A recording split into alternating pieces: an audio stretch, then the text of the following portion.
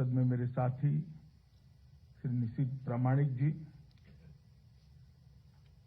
NIA के महानिदेशक श्रीमान कुलदीप सिंह जी, आज सूचना ब्यूरो के निर्देशक श्री अरविंद कुमार जी, दिल्ली के पुलिस आयुक्त श्री राकेश अस्थाना जी, रॉ चीफ श्री सामंत गोयल जी, आज के कार्यक्रम में उपस्थित सभी अलग अलग एजेंसियों के अधिकारीगण और एनआईए परिवार के सभी सदस्यगण, और विशेष रूप से आज जिनको अलग अलग पुरस्कारों से नवाजा गया है, वो सभी अधिकारीगण, उनके परिवारगण, प्रेस और मीडिया के मित्रों, सबसे पहले तो मैं राष्ट्रीय जांच एजेंसी के पूरे परिवार को बहुत मन से बहुत बहुत शुभकामनाएं और अच्छे काम के लिए बधाई देना चाहता हूं। आज एनआईए दिन है। एनआईए के साथ जुड़े हुए पूरे परिवार के लिए ये बहुत महत्वपूर्ण दिन है और एक माने में गृह मंत्रालय और गृह मंत्री के लिए भी बहुत महत्वपूर्ण दिन है, क्योंकि एनआईए देश की आंतरिक सुरक्षा के लिए एक महत्वपूर्ण क्षेत्र को बहुत मुस्तैदी के साथ, चुस्तता के साथ और दक्षता के साथ न केवल संभाल रहा है, उसको आगे बढ़ाने का भी काम कर रहे हैं। और इतनी कम आयु में जो कन्विक्शन दिलाने में गोल्ड स्टैंडर्ड्स एनआईए ने स्थापित किए हैं, 90% से ज्यादा दोष सिद्धि का प्रमाण, वो भारत की सभी एजेंसियों के सभी रिकॉर्डों को तोड़ने वाला है। और आपकी जांच भी इस प्रकार के अपराधों में होती है जहां साक्ष्य मिलना दिक्कत होती है, कई बार प्रमाण मिलना भी दिक्कत होती है, फिर भी जिस दक्षता के साथ आपने दोष सिद्धि का ये अचीवमेंट प्राप्त करा है, वो देश भर की पुलिस और आतंकवाद विरोधी जितनी भी एजेंसियां हैं, वो सबके लिए प्रेरणा का स्रोत बनने के समान है। मैं आप सभी को बहुत बहुत बधाई देता हूं। 13 साल का कालखंड किसी संस्था के लिए तो शिशु अवस्था जैसा होता है। कोई संस्था 13 साल में अपनी साख बना ले, अपनी छवि बना ले, ये अपेक्षा करनी भी ठीक नहीं होती है। परंतु मैं निश्चित रूप से देश के गृह मंत्री के नाते कह सकता हूं, एनआईए ने ये अल्प काल अवधि में भी अपनी साख भी बनाई है और दुनिया भर की एजेंसियों के बीच में अपनी छवि बनाने का काम भी बहुत अच्छे तरीके से किया है। और मैं आज पूरे एनआईए परिवार को आश्वस्त करना चाहता हूं कि नरेंद्र मोदी सरकार आतंकवाद के विरुद्ध में जीरो टॉलरेंस की नीति बनाकर आगे बढ़ रही है। उस समय एनआईए को भारत सरकार का जो भी समर्थन, जो भी सहायता किसी भी स्वरूप में अपेक्षित हो, वो देने के लिए भारत सरकार कटिबद्ध भी है और हमें आनंद भी आएगा। मित्रों, आज हमारा देश विकास के रास्ते पर आगे बढ़ चुका है। विश्व के किसी भी क्षेत्र के अंदर आज ऐसी स्थिति की निर्मिति हुई है कि भारत को छोड़कर विश्व के लक्ष्य सिद्ध नहीं हो सकते हैं। चाहे पर्यावरण का क्षेत्र हो, चाहे आर्थिक विकास का क्षेत्र हो, चाहे सम विकास का क्षेत्र हो, चाहे आतंकवाद को नष्ट करने का क्षेत्र हो, भारत को छोड़कर विश्व के किसी भी प्रकार के लक्ष्य सिद्ध नहीं हो सकते, निश्चित भी नहीं हो सकते। और इसलिए ये बहुत जरूरी है कि भारत की आंतरिक सलामती सुदृढ़ रहे और सुनिश्चित रहे। मोदी जी ने पूरे देश के सामने $5 ट्रिलियन की इकोनॉमी का लक्ष्य रखा है और ये $5 ट्रिलियन की इकोनॉमी का लक्ष्य हमें सिद्ध करना है तो देश की आंतरिक सुरक्षा सुनिश्चित करना बहुत जरूरी है। और ऐसे समय में आज एनआईए दिन के अवसर पर एनआईए के साथ जुड़े हुए सभी लोगों के लिए एक मौका है। आजादी का अमृत महोत्सव भी चल रहा है, एक संकल्प लेने का, कुछ लक्ष्य सिद्ध करना। और ये जो 25 साल आजादी के अमृत काल के हैं, 75 साल से 100 साल, उसमें एनआईए ने भी अपने लक्ष्यों को तय करना चाहिए और सिद्धि का रोड मैप भी बनाना चाहिए। सफलता बहुत अच्छी चीज होती है, मगर ये निर्भर करता है कि आने वाले दिनों के लिए सफलता कैसा, किसी भी संगठन के लिए सफलता किस दिशा में ले जाएगी, वो निर्भर इस चीज पर करता है कि सफलता को संगठन किस प्रकार से लेता है। सफलता से अगर संतोष की निर्मिति होती है तो आलस्य का निर्माण होता है, और सफलता से और ज्यादा आगे जाने की भूख अगर जगती है तो संस्थाएं और आगे बढ़ती हैं। इसलिए एनआईए ने इस सफलता को कंसोलिडेट करना है और इसको इंस्टीट्यूशनलाइज भी करना है। जब तक सफलता को कंसोलिडेट नहीं करेंगे, एक संस्था के नाते, एक एजेंसी के नाते एनआईए आगे नहीं बढ़ेगी। और कंसोलिडेट करने के बाद, क्योंकि एनआईए एक राष्ट्रीय एजेंसी है, अफसरों का चर्निंग होता रहता है, इसका इंस्टीट्यूशनलाइजेशन जब तक नहीं करोगे, व्यवस्थाओं को संस्थागत नहीं करोगे, इंफॉर्मेशन को जब तक संस्थागत नहीं करोगे और इंफॉर्मेशन के उपयोग के तरीकों को भी जब तक संस्थागत नहीं करोगे, आगे प्रगति संभव नहीं है। वरना एक अफसर आया, ढेर सारा अनुभव भी लिया, सफलता भी अर्जित की, फिर अपने राज्य की कैडर में चला गया। अगर हम सफलता के सभी आयामों को संस्थागत करते हैं, इंस्टीट्यूशनलाइज करते हैं, तो संस्था को आगे बढ़ने के लिए बहुत बड़ा फायदा होगा, ऐसा मेरा मानना है। और आज का दिन है, हमने ये 2 क्षेत्र में काम करना। हमारी सफलता केसों के बारे में न सोची जाए, हमारी सफलता को पद्धति में कन्वर्ट करें, इसको कंसोलिडेट करें। और हमारी सफलता व्यक्तियों की सफलता ना हो, हमारी सफलता इंस्टीट्यूशन की सफलता हो। सफलता के सभी पद्धतियों को इंस्टीट्यूशनलाइज करने के लिए हम कोई मैकेनिज्म बनाए, ये आज के समय में बहुत जरूरी है। मित्रों, आतंकवाद किसी भी सभ्य समाज के लिए एक अभिशाप, और वो अभिशाप, इसका सबसे बड़ा दुनिया में अगर किसी ने दंश झेला है तो हमारे देश ने झेला है। और मैं सुनिश्चित रूप से मानता हूं, मेरा हमेशा मानव अधिकार संगठनों से थोड़ा एंगल के बारे में झगड़ा भी रहता है। जब किसी भी आतंकवाद विरोधी अभियान होते हैं तो कुछ मानव अधिकार संगठन मानव अधिकार के मामले को लेकर आगे बढ़ते, अपने आप में वो सच है। मगर मैं हमेशा मानता हूं, आतंकवाद से बड़ा मानव अधिकारों का उल्लंघन करने वाला कोई चीज हो ही नहीं सकता। आतंकवाद इटसेल्फ मानव अधिकार का उल्लंघन करने वाला।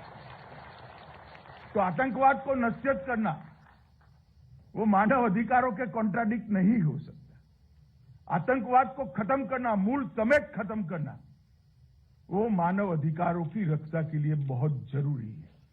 और मैं हमेशा इस पर आग्रह देता हूं, मैं एनआईए को भी कहता हूं कि विरोध होते रहते हैं, सफलता हो और विरोध न हो तो सफलता का कोई मजा ही नहीं है।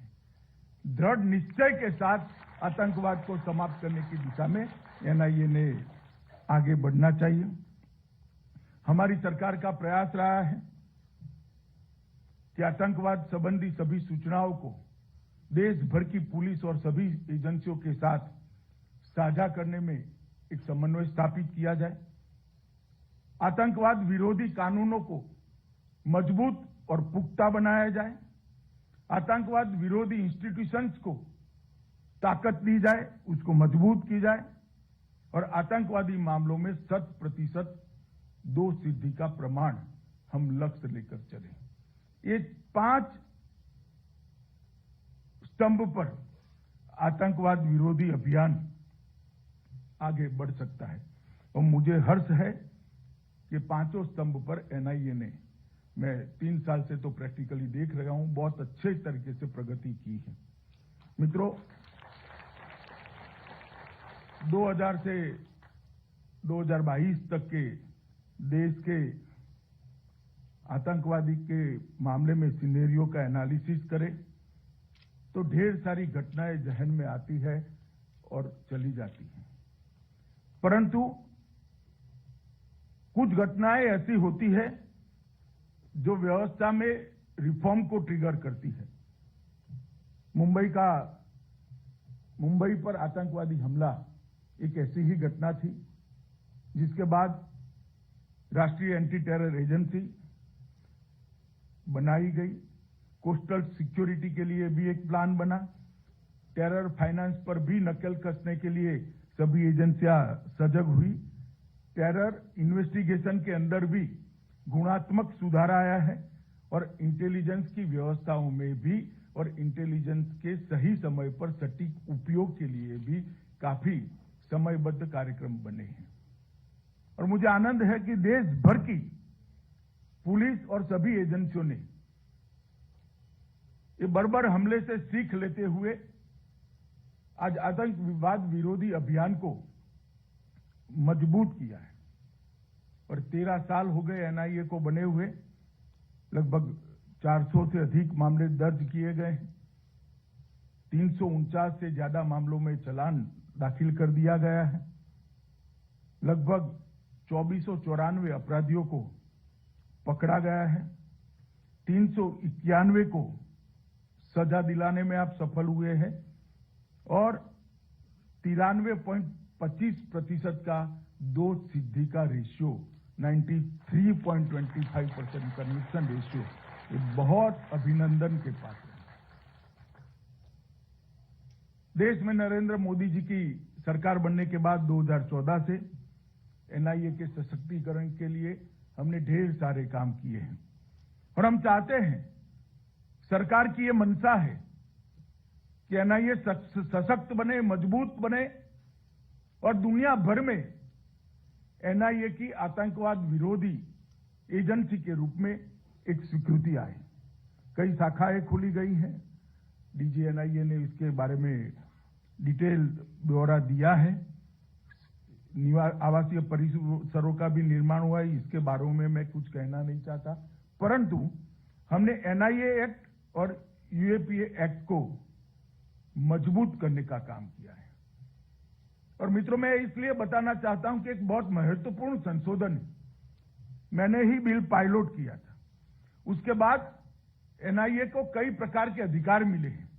भारत के बाहर किसी भी आतंकवादी हमले में जहां भारतीय इन्वॉल्व हो, हताहत हुआ हो, उस मामलों की जांच करने के अधिकार एनआईए के दिए गए हैं और इसीलिए मैं कहता हूं कि एनआईए को अब अंतर्राष्ट्रीय एजेंसी के रूप में भी स्वीकृति लाने का लक्ष्य लेकर उसको सिद्ध करना चाहिए।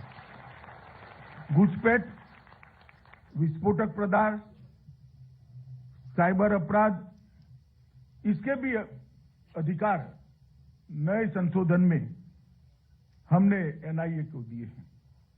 पहले एनआईए आतंकवादी संगठनों को आतंकवादी संगठन घोषित करने का अधिकार रखती थी। अब हमने संगठनों के साथ साथ व्यक्तियों को भी आतंकवादी घोषित करने का भारत में पहली बार अधिकार एनआईए को दिया है और अब तक 36 व्यक्तियों को आतंकवादी घोषित कर दिया गया है। एक नए प्रकार की शुरुआत है। जब बिल लेकर मैं पार्लियामेंट में गया तो उन्होंने कहा कि काफी लोग तो देश के बाहर होंगे। उस वक्त मैंने जवाब दिया था, देश के बाहर जरूर होंगे, जहां पर भी होंगे उनके ऊपर एनआईए का आतंकवादी ठप्पा उनके जीवन में से सहजता छीन लेगा, उनका जीवन को दुष्कर बना देगा, और ये हमारा काम है। और इसलिए एक कानून का परिवर्तन लेकर हम आए हैं। एनआईए के प्रशिक्षण पर मैं बहुत वजन देता था। मुझे आनंद है कि जुलाई 21 में एनआईए के प्रशिक्षण और क्षमता निर्माण के लिए राष्ट्रीय पुलिस एकेडमी हैदराबाद के साथ एक करार कर लिया गया है और अब ये काम आगे भी बढ़ गया है। एनआईए को विश्व की अन्य शक्तिशाली एजेंसी के रूप में विकसित करने के लिए, उसका पेशेवर कौशल को बढ़ाने के लिए 2 विशेषज्ञों के एक सेल की भी स्थापना की गई है।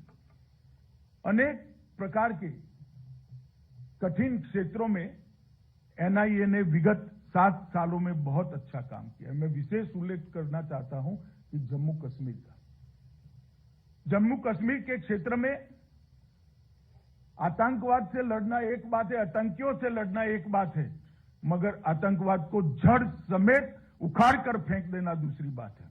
और वो अगर उखाड़ कर फेंकना है तो टेरर फंडिंग की उनकी सारी व्यवस्थाओं को ध्वस्त करना पड़ेगा। 2014 में मोदी जी के प्रधानमंत्री बनने के बाद 18 और 19 में एनआईए ने टेरर फंडिंग के जो मामले रजिस्टर किए, उन्होंने, मैं विश्वास से कह सकता हूं कि आतंकवाद को जड़ से उखाड़ने में बहुत बड़ा सहायता किया है। टेरर फंडिंग पर आज तक हमारी एजेंसियों ने उनके अलग अलग तरीकों पर, निर्दोष दिखते तरीकों पर कभी भी आघात नहीं किया था। पहली बार 18 और 19 में एनआईए ने जो केस रजिस्टर किए, इसके कारण आज उनको पैसा मुहैया कराने वाले सरल रास्ते नहीं बचे हैं। हो सकता है कि किसी भी दुश्मन को समाप्त न कर पाए, मगर उसके रास्ते में दखल तो दे ही सकते हैं, उनका रास्ता दुष्कर तो बना ही सकते हैं। और ये काम एनआईए ने बहुत अच्छे तरीके से किया है। और जम्मू कश्मीर में ओवरग्राउंड वर्कर जो होते थे, उसके अभी 2021-22 में ढेर सारे केस एनआईए ने रजिस्टर किए हैं और उनके स्लीपर सेल को ध्वस्त करने में बहुत बड़ी भूमिका हुई है। इससे उनके लॉजिस्टिक्स और हथियारों के सप्लाई दोनों पर एक कठोर आघात हुआ है। और जो आतंकवाद की मदद भी करते थे और समाज में सम्मान के साथ जीते थे, ऐसे सभी लोगों को आज अपनी पहचान एक्सपोज करने के लिए एनआईए ने मजबूर किया है और उनको कानून की अदालत में ले जाकर खड़ा किया है। मैं मानता हूं ये बहुत बड़ी बात है। वामपंथी उग्रवाद में भी, बारूद और रसद मुहैया कराने में भी एनआईए ने शुरुआत की है और विशेषकर टेरर फंडिंग के साथ साथ वामपंथी उग्रवादी संगठनों के भी फंडिंग को, इसके मूल तक पहुंचने के कुछ केस एनआईए को दिए गए। मुझे आशा है कि जम्मू कश्मीर की तरह इसमें भी बड़ी सफलता मिलेगी। टेरर फंडिंग संबंधी टोटल 105 मामले रजिस्टर हुए। 876 आरोपियों के खिलाफ 94 चार्जशीट भी दाखिल हो गए हैं और 796 आरोपियों को अरेस्ट भी कर लिया गया है और उसमें से 100 आरोपियों को दोषी भी ठहराया गया। ये बहुत बड़ी सिद्धि है। बहुत कम समय के अंदर, 2 साल के अंतराल के अंदर, 3 साल के अंतराल के अंदर ये सिद्धि एनआईए ने प्राप्त की है। मैं फिर से एक बार एनआईए की इस मुहिम का मैं बहुत बहुत अभिवादन भी करता हूं और इसके लिए उनको बधाई भी देता हूं। मित्रों, मेरा आग्रह है कि देश की पुलिस की इन्वेस्टिगेशन की पद्धति में आमूलचूल परिवर्तन हो। अब इन्वेस्टिगेशन 3rd डिग्री पर निर्भर नहीं होना चाहिए। इन्वेस्टिगेशन तकनीक की डिग्री पर निर्भर होना चाहिए। इन्वेस्टिगेशन डेटा की डिग्री पर निर्भर होना चाहिए और इन्वेस्टिगेशन इंफॉर्मेशन की डिग्री पर निर्भर होना चाहिए। थर्ड डिग्री का अब जमाना नहीं है, करना भी ठीक नहीं है। मगर ये परिवर्तन लाना है तो डेटाबेस बनाने पड़ेंगे और डिजिटल फोरेंसिक के साथ भी दक्षता हासिल करनी पड़ेगी। एनआईए को एक हमारी मीटिंग हुई थी, उसमें मादक पदार्थ, हवाला ट्रांजैक्शन, हथियारों की तस्करी, जाली मुद्राएं, बम धमाके, टेरर फंडिंग और टेररिज्म, इतने 7 क्षेत्रों में एक राष्ट्रीय डेटाबेस बनाने का काम दिया गया है। इसकी शुरुआत भी बहुत अच्छे तरीके से हो गई है। अगर ये राष्ट्रीय डेटाबेस बनता है और देश भर की इस सारे 7 स्तंभों में इन्वेस्टिगेशन करने वाली एजेंसियों के साथ वो राष्ट्रीय डेटाबेस को अगर हम साझा करते हैं और उनके पास में ही भी उनके राज्यों की सारी इंफॉर्मेशन को अपने डेटाबेस में ऐड करते हैं, तो मुझे लगता है कि इस क्षेत्र के अंदर न केवल राष्ट्रीय एजेंसियां, देश भर की पुलिस की एजेंसियों को भी काफी मदद मिलेगी। और ये एनआईए ने शुरुआत की है, मगर बहुत अच्छे तरीके से इसको डेवलप भी करना चाहिए। ये भारत सरकार की एनआईए से अपेक्षा है। डेटा अगर असंबद्ध रूप से एक दूसरे को कनेक्ट करे बगैर, किसी भी एनालिसिस के बगैर अलग अलग साइलों में उपलब्ध है तो वो डेटा नहीं है, रद्दी है। डेटा अगर संबद्ध तरीके से स्टोर किया जाता है, इसका एनालिसिस किया जाता है और साइलों में रहने की जगह एक ही जगह पे डेटा उपलब्ध है, तो मैं मानता हूं इसका उपयोग इन्वेस्टिगेशन में भी हो सकता है और सजा कराने में कोर्ट के अंदर भी हो सकता है। अभी की जो स्थिति है इस क्षेत्र के अंदर देश में इतनी संतोषजनक नहीं है। आईबी, एनआईए और नेटग्रिड तीनों मिलकर इस दिशा में आगे काम कर रहे हैं। अभी अभी एक बिल मैं लोकसभा में लेकर गया था, जेलों को भी इसके साथ हमने जोड़ने का काम किया है। वो बिल से हमें अधिकार मिला है। तो मैं मानता हूं डेटाबेस के असंख्य स्रोतों को इकट्ठा कर एक बहुत बड़ा डेटा का भंडारण एनआईए जैसी संस्था में अगर होता है तो आने वाले दिनों में वो बहुत देश के लिए उपयोगी होगा। एनआईए के लिए ये भी जरूरी है कि राज्य की एजेंसियां जो आतंकवाद विरोधी